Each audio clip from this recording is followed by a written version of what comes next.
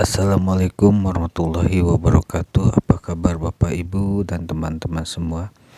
Alhamdulillah kita bertemu lagi di podcast Membangun Peradaban. Di episode 28 kita membahas kepemimpinan, musyawarah, amanah, dan akuntabilitas. Hari ini kita masuk ke pertanyaan yang lebih praktis, yaitu jika sebuah sistem ingin berjalan, dari mana sumber dayanya? Karena kita boleh punya visi yang besar, boleh punya cita-cita yang tinggi, boleh punya program yang bagus, tetapi tanpa sumber daya bagaimana semua bisa berjalan? Mari kita bahas. Jika mendengar kata sumber daya, biasanya yang pertama dipikirkan adalah uang. Padahal sumber daya jauh lebih luas dari uang, yaitu ada manusia, ada waktu, ilmu, tenaga, harta, jaringan, teknologi, dan tentu saja kepercayaan. Bahkan menurut saya, kepercayaan adalah salah satu sumber daya paling mahal. Karena jika kepercayaan hilang, sistem yang bagus pun akan sulit berjalan. Bayangkan sebuah organisasi punya uang yang sangat banyak, tetapi tidak punya orang yang mampu mengelolanya. Apa yang terjadi? Uangnya ada, programnya ada, tetapi hasilnya tidak maksimal. Sebaliknya, ada organisasi dengan sumber daya terbatas, tetapi orang-orangnya memiliki semangat, kemampuan, disiplin, dan tanggung jawab. Kadang hasilnya justru luar biasa. Jadi, sumber daya manusia adalah fondasi. Ada satu bentuk pengorbanan yang sering tidak terlihat, yaitu waktu. Ketika seseorang datang menghadiri rapat, ada waktu yang dikorbankan. Ketika seseorang mengajar anak-anak, ada waktu yang diberikan. Ketika seseorang membantu kegiatan sekolah, ada waktu yang digunakan. Waktu tidak bisa dikembalikan. Karena itu, memberikan waktu untuk sesuatu yang diyakini bermanfaat juga merupakan bentuk pengabdian. Sekarang kita masuk kepada hal yang menjadi bagian penting dalam pembahasan Nizam al-Wasiat. Dalam perspektif Jemaat Muslim Ahmadiyah, pengorbanan harta bukan sekedar persoalan mengeluarkan uang. Ia ditempatkan dalam kerangka kehidupan rohani dan pengabdian kepada Allah Subhanahu wa Ta'ala.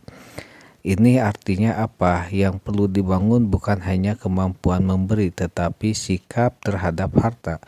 Apakah harta hanya digunakan untuk kepentingan diri sendiri atau sebagian dapat digunakan untuk tujuan yang diyakini dan benar dan bermanfaat?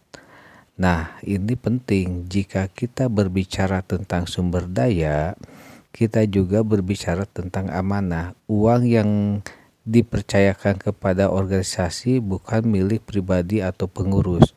Waktu yang diberikan anggota bukan untuk kepentingan pribadi. Jabatan bukan hak milik, semuanya adalah sebuah amanah. Karena itu, semakin besar sumber daya yang dikelola, semakin besar pula tanggung jawabnya. Sekarang kita mulai ke pertanyaan yang lebih penting, yaitu jika anggota sudah memberikan waktu, tenaga, ilmu, dan harta, apa hasilnya? Jangan berhenti pada pertanyaan berapa banyak yang terkumpul, tapi tanyakan apa manfaat yang diberikan. Misalnya, dana pendidikan digunakan untuk apa? Waktu para relawan menghasilkan apa? Ilmu para anggota diberikan kepada siapa? Program sosial menyelesaikan masalah apa? Ini membawa kita kepada konsep penting, yaitu impact. Dalam manajemen modern, kita mengenal istilah efisiensi. Artinya apa? Menggunakan sumber daya dengan sebaik mungkin, tetapi efisiensi bukan tujuan akhir. Misalnya kita berhasil menghemat biaya sebuah program sampai 50%.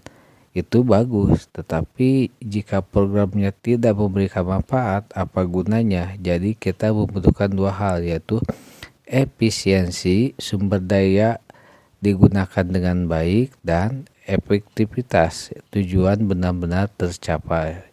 Organisasi yang sehat harus memikirkan keduanya.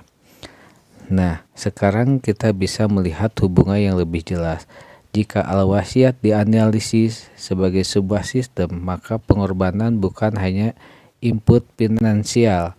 Ini adalah bagian dari proses pembentukan manusia. Seseorang belajar mempercayakan, bertanggung jawab, mengelola, dan menggunakan sumber daya untuk tujuan yang lebih baik.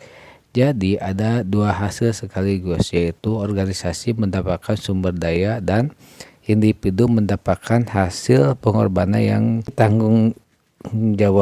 Ini yang membuat konsep tersebut menarik dan untuk dianalisis sebagai sistem. Sekarang kita buat lingkaran sederhana, yaitu anggota memberikan waktu ditambah tenaga ditambah ilmu ditambah harta menuju ke organisasi mengelolanya. Program harus dijalankan, lalu masyarakat mendapatkan manfaat, lalu anggota melihat hasil pengabdian, lalu kepercayaan meningkat, lalu semangat pengorbanan tumbuh, lalu sistem menjadi lebih kuat. Tetapi jika pengelolaannya buruk, lingkaran itu bisa terputus, kepercayaan turun, semangat turun, dan sistem menjadi lemah. Sekarang coba kita tanyakan kepada diri sendiri, apa sumber daya yang paling bisa saya berikan? Mungkin bukan uang, mungkin bukan ilmu, mungkin waktu, mungkin tenaga, mungkin kemampuan membuat konten, mungkin kemampuan mengajar, mungkin kemampuan mengorganisasi. Setiap orang punya sesuatu. Pertanyaannya bukan saya punya apa, tetapi apa yang bisa saya gunakan untuk memberikan manfaat. Buat daftar sederhana. 1. Yang pertama, kemampuan saya apa. Yang kedua, waktu yang bisa saya berikan untuk apa. 3. Ilmu yang saya bisa dibagikan ke siapa. 4. Siapa yang bisa saya bantu. Tidak perlu langsung melakukan sesuatu yang besar, pilih salah satu, kemudian lakukan. Baiklah Bapak Ibu dan teman-teman semua, hari ini kita belajar bahwa sebuah sistem tidak hidup hanya karena memiliki visi. Ia membutuhkan sumber daya, tetapi sumber daya bukan hanya uang. Di sana bisa jadi manusia, waktu, ilmu, tenaga, harta, dan kepercayaan.